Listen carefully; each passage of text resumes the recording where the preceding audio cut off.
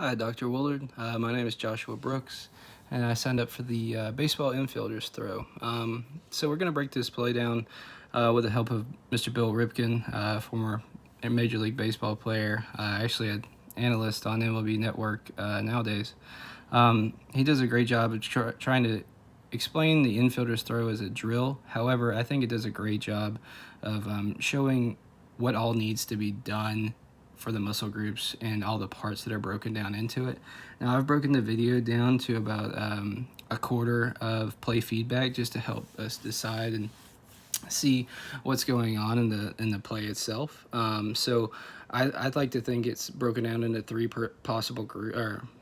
possible systems. The first one, as we can see here, but as I've paused it, Bill Ripken is bending over as if a ball is hit to him.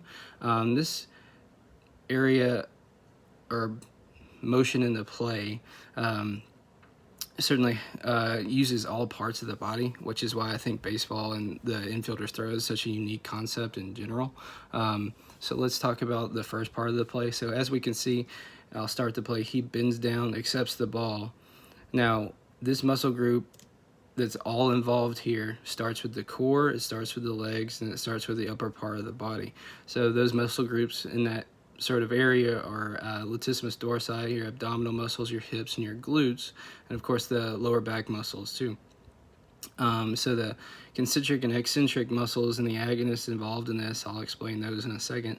I would say the concentric muscles here being used are certainly the ab muscles. We're bending over. Those things are definitely shortening and readying and gaining power to stand up and explode out of the stance to deliver the ball. The legs are definitely being used. The glutes and the hips are bending along with the back. Those are your eccentric muscles as they're lengthening out as he's going to stand up. And then, of course, the latissimus dorsi in the upper part of the back near the traps and the shoulders, they're going to start to gather together as he sets into the next part of the play. So we'll just take a second here and watch him as he starts to load up or gather, as we call it in baseball.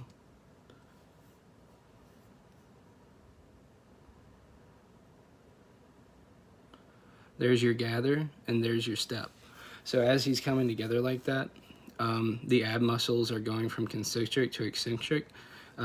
So they're going from that shortening state to that lengthening state as he's standing up, as well as the hips and glutes. They're now lengthening to allow him to stand up to a regular stance. Now, as we can see, the latissimus dorsi are starting to contract a little bit because his arms are still coming together, accepting the ball with the glove.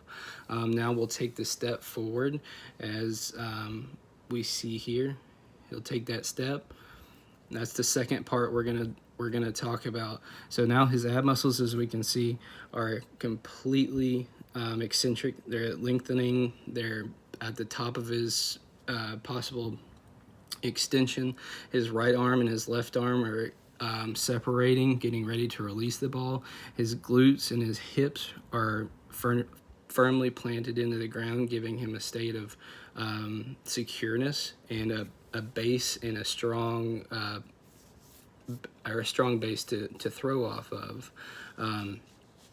Now, the latissimus dorsi will separate because one of your arms is obviously going to be a throwing arm, but we use that glove arm or that weak arm as a target. So that shoulder where his head is pointing over, that shoulder is always going to want to be your target to wherever you're going.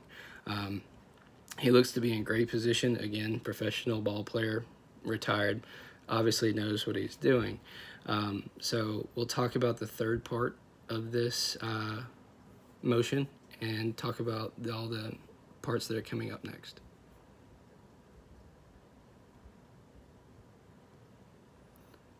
And there's the release. So as we see, the trunk of his body, his core, upper part and lower part are all rotating. I find this part to be, I guess, the easiest and hardest part of throwing. I mean, you can understand what muscles are being used and what you need to do and all this good stuff. That doesn't mean the ball is going to get to the point that it needs to be. There still needs to be an understanding and a release at the point of contact to understand what we need to do. So We'll talk about the stable back and the core in this one, because I think your core rotates anywhere from 90 to 120 degrees when you rotate or when you throw the ball. Your abs, your lower back, your glutes, and your hips are all involved with the balanced core, obviously.